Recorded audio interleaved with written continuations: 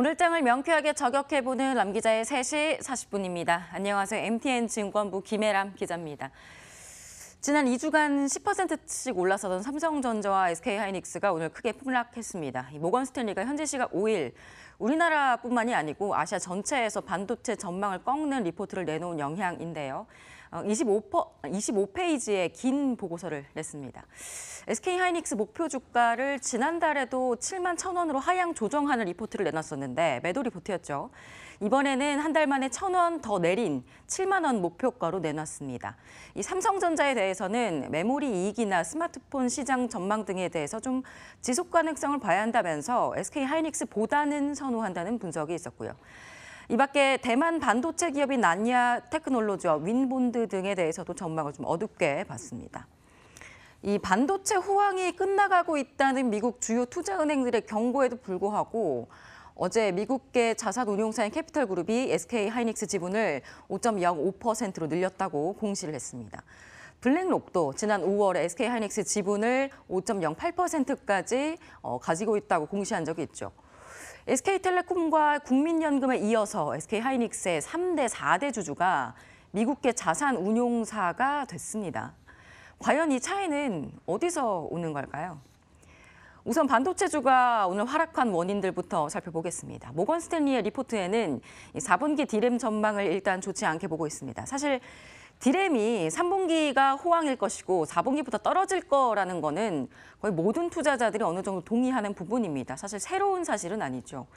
모건 스탠리는 또 리포트에서 낸드 플래시 역시 공급이 지나쳐서 어닝 리스크가 커지고 있다라고 지적을 했습니다. 이 메모리 반도체 수요가 점점 줄어들면서 결국에는 가격이 상승하던 것이 멈출 거라는 분석인데요. PC나 모바일, 데이터 센터 등에서 메모리 반도체 수요가 폭등했기 때문에 지금껏 반도체주들의 실적이 좋았는데 치킨 게임 등으로 인해서 앞으로 메모리 반도체를 살 곳들, 이런 살아남은 기업들이 얼마 남지 않게 되고 반도체의 수요도 줄어들 것이라는 분석입니다. 그러면서 SK하이닉스 주가는 앞으로 45일간 코스피 지수보다 낙폭이 더 떨어질 것이다라고 봤습니다. 이 45일이라는 기준은 아마도 3분기 실적이 나오기 전까지 내려갈 거라고 본 것 같은데요. 그러면서 주당 순이익이 올해는 4%, 내년에는 5%, 2020년에는 2%로 떨어질 것으로 예상을 했습니다. 그런데 모건 스탠리가 정확히 한 달 전에 8월 5일에도 SK하이닉스 투자 전망을 하향 조정하는 리포트를 냈었죠. 이 시간에도 짚었었는데 중립에서 주의로 투자 의견을 내리면서 삼성전자와 SK하이닉스 모두 폭락세를 이어갔었습니다. 이번에 나온 리포트와 한 달 전 리포트에서 보면은 SK하이닉스 목표가가 1,000원이 떨어졌습니다. 그런데 사실 내용 전반적으로는 크게 다르진 않았습니다. 기업의 실적이라든지 데이터 값은 사실 모든 애널리스트 보고서에서 다를 수가 없습니다. 달라서도 안 되고요. 그런데 이 리포트를 작성한 숀킨 애널리스트가 주당 순이익이 떨어질 거라고 본 것은 사실 논리적으로 반박하기는 어렵습니다. 밸류에이션을 측정하는 게 애널리스트 고유의 영역이기 때문에 여기에 대해서 누군가가 논리적으로 반박할 수는 없기 때문이죠.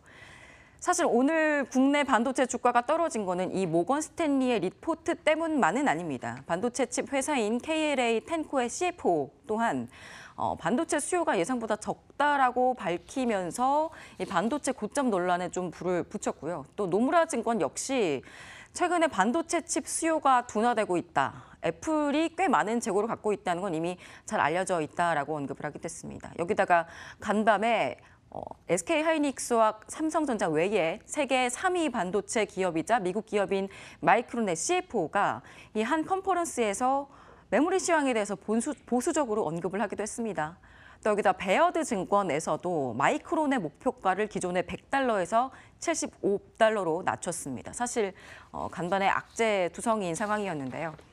이에 따라서 필라델피아 반도체 지수가 2.67%나 추락을 했고 마이크론 주가도 거의 10% 정도 떨어졌습니다. 그런데 외국계 증권사들이 반도체가 꺾였다라고 경고하고 있는 와중에도 미국 자산운용사들이 우리나라 반도체 지분을 사들이고 있는 상황입니다. 앞서 말씀드렸다시피 블랙록은 SK하이닉스 지분을 5.08%, 캐피털그룹은 5.05% 보유했다라고 올해 들어서 공시했습니다. 이 캐피털그룹은 삼성전자 지분도 4%대를 갖고 있는 것으로 알려졌는데요. 캡셀그룹은 올해 들어서 현대차나 하나금융지주, 더존비즈온 등 우리나라에서 저평가 우량주라고 평가받는 곳들의 지분율을 늘려가고 있는 상황입니다. 캐피털그룹이 주가가 지나치게 싼 기업의 지분을 좀 늘려가는 모양새인 것 아니냐라는 분석이 나올 만합니다. 제가 오늘 블랙록 측과 좀 연락을 해봤는데 좀 특정 종목에 대한 언급을 삼가하기 때문에 또 어떤 이유로 SK하이닉스 지분을 5% 이상 보유하게 됐는지 속 시원한 대답을 들을 수는 없었습니다. 다만 시장에서는 이 두 개의 미국계 운용사들의 자금이 단기 자금보다는 장기 자금성으로 들어왔을 것이다라고 추정을 하고 있습니다. 그도 그럴 것이 현재 주가가 굉장히 많이 눌려 있는데 사실 삼성전자의 3분기 이익이 역대 최대가 될 것으로 전망되고 있습니다. 그런데 주가는 거의 52주 신저가 수준이거든요. 삼성전자의 3분기 영업이익 컨센서스가 17조 3천억 원에 이르고 있습니다. 전년보다는 19%가 늘어난 수준이고요. 이 중에서 반도체 영업이익은 17조 중에 13조 원을 넘길 것으로 전망이 됩니다. SK하이닉스를 볼까요? SK하이닉스의 3분기 영업이익 컨센서스 또한 6조 3천억 원인데 이 수준은 어느 정도냐면 2분기 영업이익이 5조 6천억 원으로 나왔는데 이게 사상 최대치였거든요. 이를 뛰어넘는 실정입니다. 이 와중에 주가가 너무 크게 눌려 있어서 지나치게 싼 것 아니냐라는 시각도 나올 수 있는 겁니다. 이 반도체주는 사실 사이클을 크게 타는 업종입니다. 만일 올해 영업이익이 10조 원대가 나오다가 내년에 5조 원, 내후년에 2조 원으로 뚝뚝 떨어진다고 해도 어색하지가 않은 업종이죠. 이 때문에 밸류에이션을 크게 받지 못하고 5, 6배 정도 수준에 머무르는 것이고요. 그런데 지금과 같은 반도체 호황, 사실 시장에 있는 모두가 처음 겪어보는 상황입니다. 그래서 분석가들마다 기업들의 데이터 센터 구축이라는 새로운 수요가 있기 때문에 반도체 업황이 이번에 사이클을 탈 것이냐, 안 탈 것이냐, 계속 갈 수 있을 것이냐, 아니냐 이런 의견이 분분한 겁니다. 사실 모건 스탠리에서 반도체 전망을 꺾은 것은 지난해부터입니다. 모건은 지난해 11월 삼성전자 투자 의견을 하향 조정을 했는데요. 그런데 1년이 지난 지금을 보니까 삼성전자 실적은 여전히 고공행진 중입니다. 과연 어느 쪽 의견이 맞을까요? 3분기 실적은 좋다라고 나오고 있고 4분기부터 실적이 좀 주춤하게 된다면 지금처럼 주가가 이렇게 크게 눌리는 것이 과연 맞는 상황일까요? 지켜봐야겠습니다. 지금까지 람 기자의 속 시원한 3시 40분이었습니다.